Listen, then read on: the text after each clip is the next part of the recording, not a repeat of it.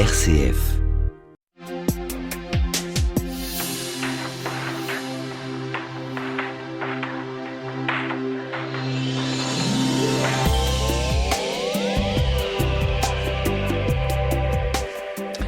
À l'écoute des prophètes, comment recevons-nous ces textes anciens ?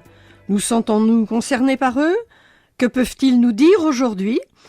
Eh bien, pour répondre à ces questions, Thomas Fruchard est avec nous, avec vous qui nous écoutez, et Thomas interviendra dans la formation proposée par le Centre d'études et de réflexion chrétienne sur ce thème.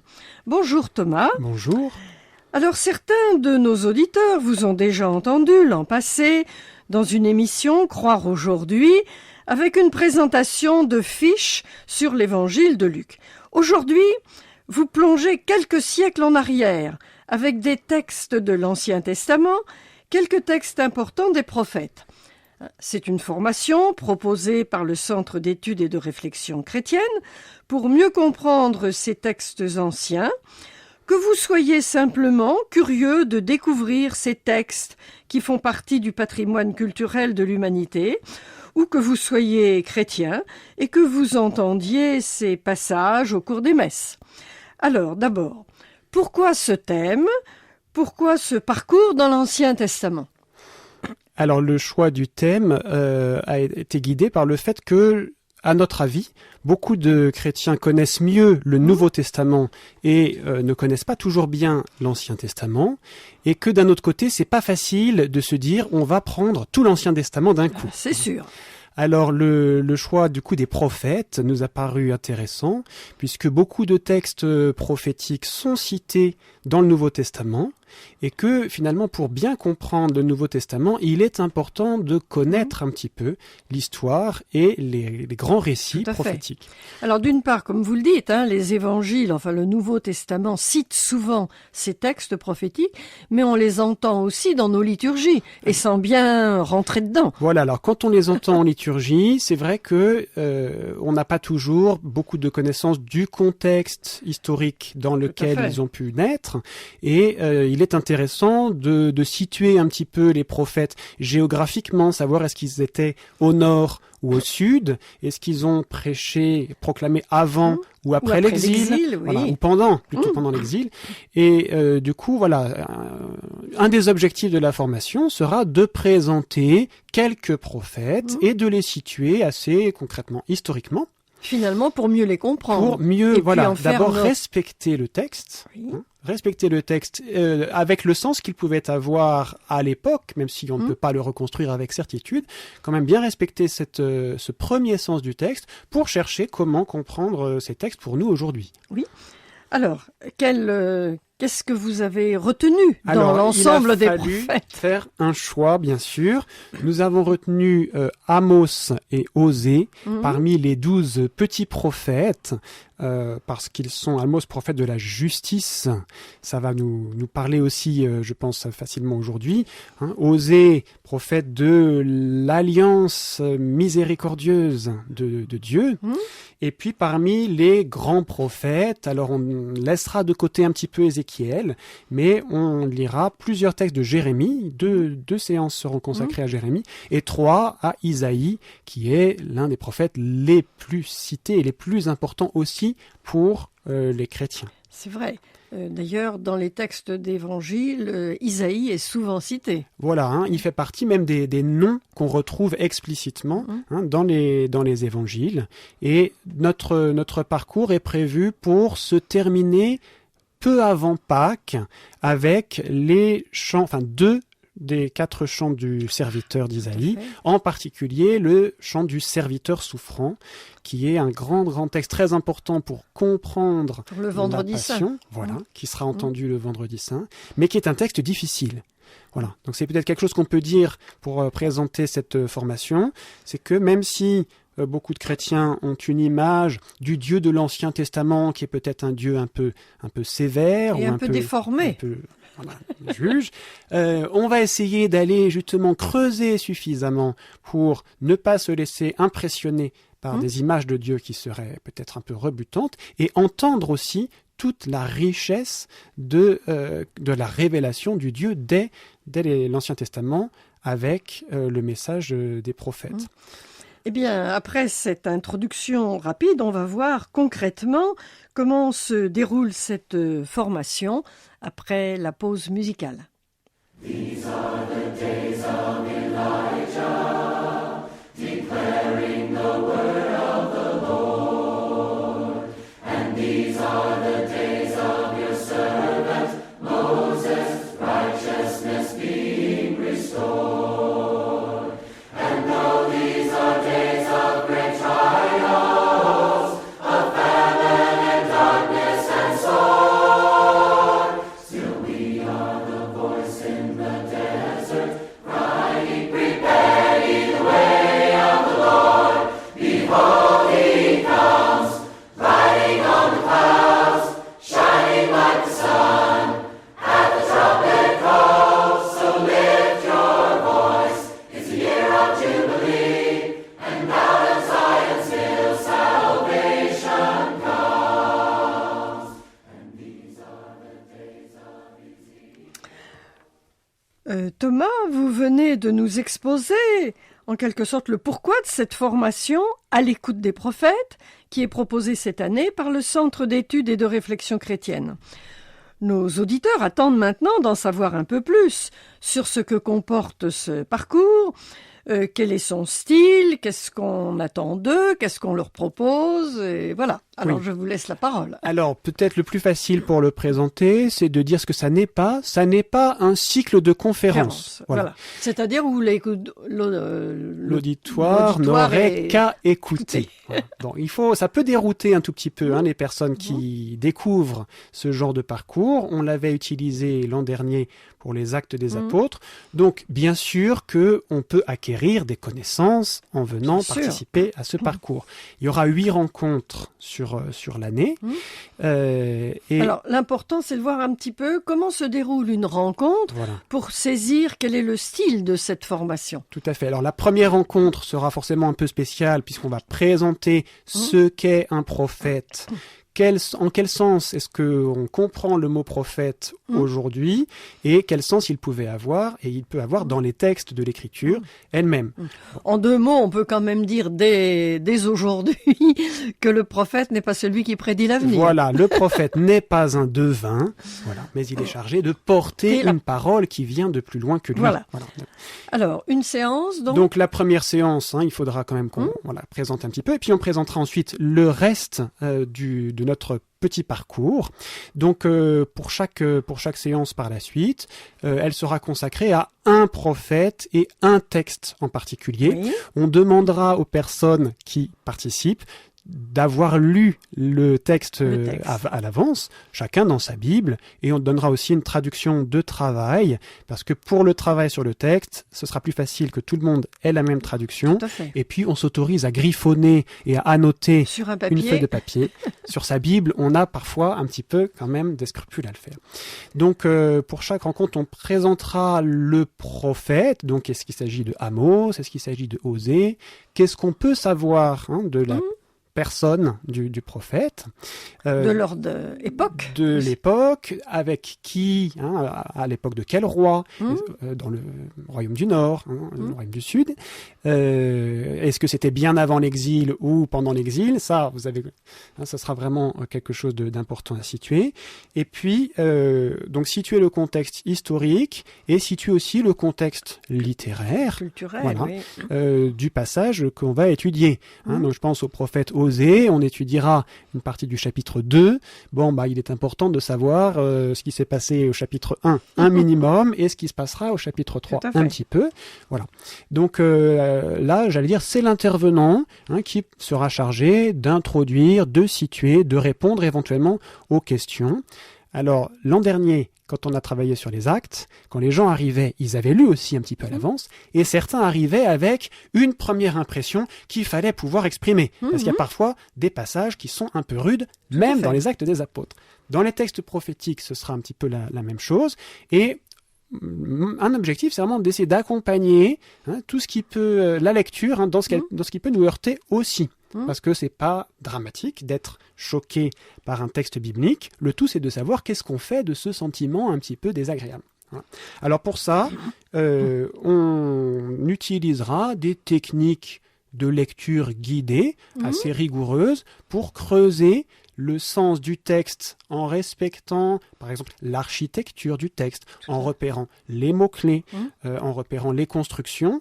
Et du coup, voilà, ça permettra de situer peut-être certains versets un peu difficiles dans la logique du passage, avec l'aide de l'intervenant, dans la logique du livre et dans la logique du contexte culturel de l'époque. Oui, parce qu'il y a une question de vocabulaire aussi. Donc, voilà, éclaircir. Tout à fait. Alors, avec les traductions de travail, on donnera un petit lexique avec quelques mots de vocabulaire, parce que c'est vrai qu'en particulier dans l'Ancien Testament, on rencontre quelques mots de vocabulaire qui peuvent dérouter un petit peu.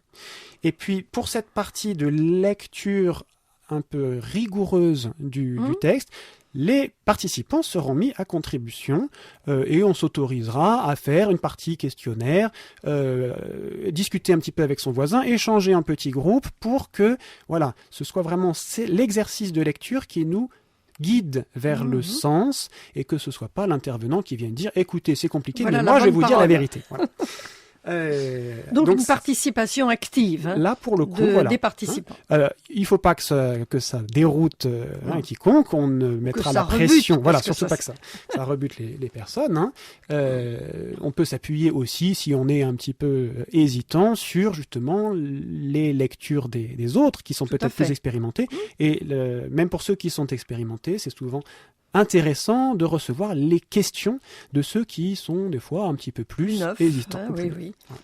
Donc, j'en profite pour dire que c'est quand même une formation qui est ouverte à tous. Tout à fait. Accessible, c'est pas réservé à un public, à une élite. Voilà, c'est pas réservé aux initiés. Normalement, le thème est assez riche pour que chacun puisse y trouver son compte. Tout à fait. Donc, dans chaque rencontre, finalement, ce passage, cette partie de lecture approfondie du texte durera un certain temps, mais on gardera aussi un peu de temps pour faire résonner un passage de l'Ancien Testament avec d'autres passages du Nouveau Testament. Tout à fait. Et puis, pour s'interroger sur, finalement, quel visage de Dieu on découvre ou on redécouvre dans les textes de l'Ancien ou, par comparaison, dans certains textes du Nouveau Testament. Et puis peut-être un temps pour voir comment il nous concerne aujourd'hui. Voilà. Alors, ayant pris toutes les précautions qu'on vient de citer, on pourra du coup se risquer à actualiser un petit peu certains passages de ces textes prophétiques. Donc on a Amos qui va dénoncer l'injustice. Eh bien, il y aurait aussi peut-être aujourd'hui une parole prophétique à trouver, en tout cas à chercher. Alors soit chercher à reconnaître dans la société d'aujourd'hui, avec des personnes qui sont peut-être elles-mêmes déjà un peu prophètes à leur manière, soit nous-mêmes, dans notre baptême, on est prêt à être prophète et roi, peut-être que Dieu compte sur nous pour adresser au monde une parole qui soit dans le style un petit peu de ce que les prophètes ont pu à la fois proclamer. À titre individuel et à titre communautaire. Tout à fait. Et donc, ce sera modeste, mais je pense que c'est important que les participants se familiarisent avec cet exercice qui consiste à chercher quelle actualité peut avoir une parole ancienne de l'Écriture. Alors, une fois qu'on aura fait tout ça, la séance sera un petit peu avancée, mais on gardera quelques minutes pour un petit temps de prière, pour conclure, dans le respect de chacun bien sûr, mais pour que quelque chose de ce que nous aurons lu, réfléchi, compris, puisse passer aussi dans le cœur et qu'on ne reparte pas complètement comme on est venu. C'est ça l'objectif pour la structure de chaque rencontre. Bien, j'espère que, je pense que nos auditeurs sont plus au fait maintenant de en quoi va consister cette formation. Donc, qui requiert, je le répète, une participation active, mais soutenue, guidée. Voilà. Et dans les échanges de groupe, et dans les interactions entre le groupe, chaque personne et l'intervenant, se construit un petit itinéraire. C'est pour ça qu'on appelait ça à l'écoute des prophètes, On n'a pas comme ambition de faire le tour de la question, ce serait beaucoup trop prétentieux, hein, mais au contraire de proposer un cheminement et de laisser petit à petit notre image du Dieu de l'Ancien Testament se remodeler à l'écoute des grands textes prophétiques, y compris de certains textes qui peuvent fâcher un petit peu. Oui. Quand le prophète commence à crier « malheur » à tout le monde, on a l'impression qu'il n'annonce que de la dévastation, il faut prêter l'oreille assez finement pour entendre la petite note d'espérance qui se cache dans le texte. Bon, nous allons passer ensuite aux modalités pratiques pour que vous soyez tout à fait au fait de ce en quoi consiste cette formation. Blessed be your name. Blessed be your name. When found in the desert place, or walk through the wilderness. Blessed be your name. Every blessing you pour out, I turn back to praise.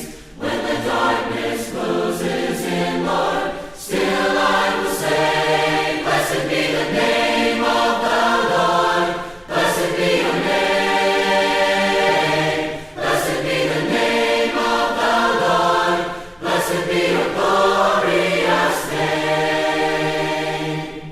Blessed be your name when sun shining down on me, when the world's all as it should be. Blessed be your name.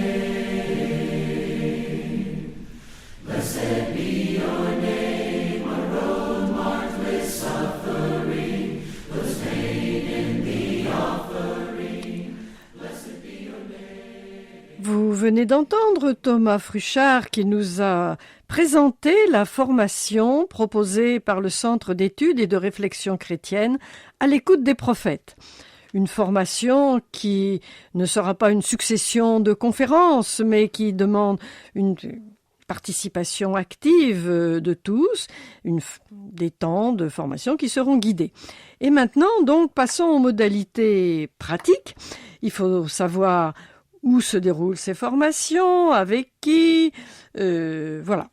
Alors, Thomas. Alors, d'abord, la durée de la formation. Oui. Il y aura 8 rencontres prévues sur l'année scolaire. 2 rencontres de 2 heures. Alors, chaque rencontre dure 2 heures et le planning nous enverra donc jusqu'à la fin du carême. Notre objectif, si possible, dans chaque lieu de formation, sera de terminer juste avant le vendredi saint pour le texte sur le serviteur donc, souffrant d'Isaïe. Je souligne que c'est une formation tout à fait décentralisée et qui concerne des personnes de tout le département. Voilà, alors qui n'est pas réservé aux Orléanais. Absolument. Il y aura quand même aussi des formations accessibles aux Orléanais. Donc au temple d'Orléans, dans les salles la salle paroissiale du temple, la formation aura lieu le vendredi soir. Elle sera aussi dispensée à Orléans à la maison Saint-Aignan, au Cercle. Ce sera le mardi après-midi. Pour les habitants de l'agglomération d'Olivet, l'agglomération du sud d'Orléans, à Olivet, la formation sera donnée le jeudi soir. Et puis, dans notre diocèse, à Neuville-aux-Bois, la formation sera dispensée le mardi dans l'après-midi. À La Ferté-Saint-Aubin, ce sera le mardi soir. À Jargeau, le mardi après-midi. Et à Gien, le lundi soir. Donc, il y a une petite équipe de formateurs qui se concertent, qui ont travaillé ensemble. Voilà, pour le... il y a 4 intervenants donc dans ces différents lieux. Oui, tout à fait. Et vous avez préparé ensemble. Et donc nous préparons ensemble. Nous nous sommes réunis déjà pour préparer les 3 premières rencontres et nous nous réunissons plusieurs fois dans l'année pour échanger, faire ajuster, le point, voilà, et coordonner pour qu'il y ait quand même une unité dans tout le parcours, quel que soit le lieu de formation proposé. Donc certains de ces lieux sont les mêmes que l'an dernier, un parcours qui avait été proposé sur les Actes des Apôtres. Et cette année, donc, nous poursuivons et nous étendons à l'écoute des prophètes. Voilà, alors tous ces détails, vous pourrez les retrouver d'une part dans le dépliant du Centre d'études et de réflexion chrétienne, qui va être déposé dans les églises D'ici très peu de temps. D'ici très peu de temps, je crois qu'il doit arriver à la fin de cette semaine. Et puis, au cercle même. Au cercle même. Et pour les inscriptions, cette année, le cercle a mis en place une inscription en ligne pour ceux qui souhaiteraient s'inscrire directement sur le site. Donc, cercle-orléans.cef.fr. On répète le site du cercle. Donc, cercle-orléans.cef.fr. Le tiret, c'est le tiret du 6. Et le numéro de téléphone du cercle qu'on peut donner aussi, c'est le 02 38 42 11 77. 02 38 42 11 77. En appelant dans la journée, on peut aussi avoir tous les détails de quelles sont les dates exactes dans chacun des sites et puis passer une inscription en direct. À propos de dates, quand commencent ces formations ? Eh bien, ça dépend des lieux. C'est pour ça que j'ai pas été trop précis. Disons début octobre. Voilà, on démarre en octobre au plus tôt. Au plus tôt. Donc au Temple, ça démarrera le 3 octobre. Et puis dans les autres lieux, ça peut démarrer un petit peu plus tard. Donc on a tout le mois de septembre pour se décider et pour s'inscrire. Donc c'est important de s'inscrire, mais au cas où vous vous décideriez tardivement, vous pouvez toujours arriver et oui, on peut arriver le jour J et procéder à une inscription un peu plus tard. Comme Thomas vous l'a dit, il y a des documents pour travailler, donc c'est plus simple quand pour nous, c'est plus facile, à organiser. Le nombre des participants. Absolument. Alors après ces questions pratiques, revenons au fond et à titre d'exemple et pour vous donner envie de suivre cette formation, Thomas, vous pouvez nous donner un exemple ? Oui, on a déjà cité le texte du serviteur souffrant d'Isaïe, avec lequel nous allons terminer. En fait, c'est un texte qui est assez difficile à comprendre parce qu'on a l'impression que Dieu finalement se plaît à la souffrance du serviteur. C'est un texte qui a été interprété de façon très dure au cours des siècles passés. Et finalement, nos mémoires sont souvent marquées par ces relents d'une théologie très doloriste. Voilà, on a l'impression que plus le serviteur souffre, plus, Dieu serait content. Bon, alors on verra en lisant ce texte que la figure du serviteur, d'abord, elle reste mystérieuse.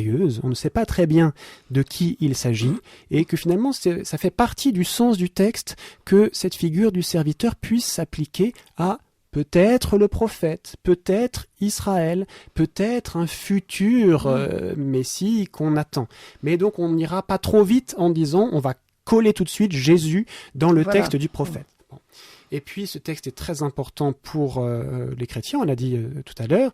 Moi, je pense aux disciples d'Emmaüs qui sont en chemin après la passion de Jésus et qui sont déçus, puisqu'ils quittent Jérusalem. Jésus les rejoint, ils ne le reconnaissent pas. Et quand Jésus les interroge, ils lui répondent qu'il y a des femmes qui ont dit qu'il était vivant. Donc, ils ont l'annonce de la résurrection.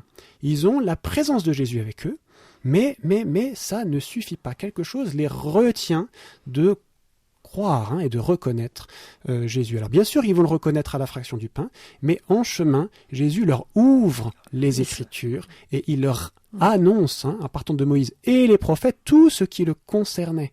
Et donc, l'événement de la mort de Jésus n'est pas compréhensible par les disciples sans les Écritures qui leur donnent ce sens que, un Messie souffrant, c'est scandaleux, mais c'était possible. Quelque part, Isaïe l'avait bien préparé, annoncé, même s'il ne l'avait pas prédit. Voilà. Eh bien, merci pour cet exemple. Voilà, donc on essaiera de répondre aussi aux questions qui peuvent se poser justement dans les risques qu'on prend quand on interprète un texte de l'Ancien Testament, soit pour le faire correspondre à certains passages du Nouveau Testament, soit pour l'interpréter pour nous aujourd'hui, et la méthode et les petits exercices que nous aurons donnés nous serviront de guide pour être à peu près assuré qu'on ne va pas interpréter les textes n'importe comment, mais on cherchera bien à actualiser le sens pour nous, pour aujourd'hui, et on fera du coup un petit peu de théologie, pourquoi pas. Eh bien, merci Thomas. Merci bien.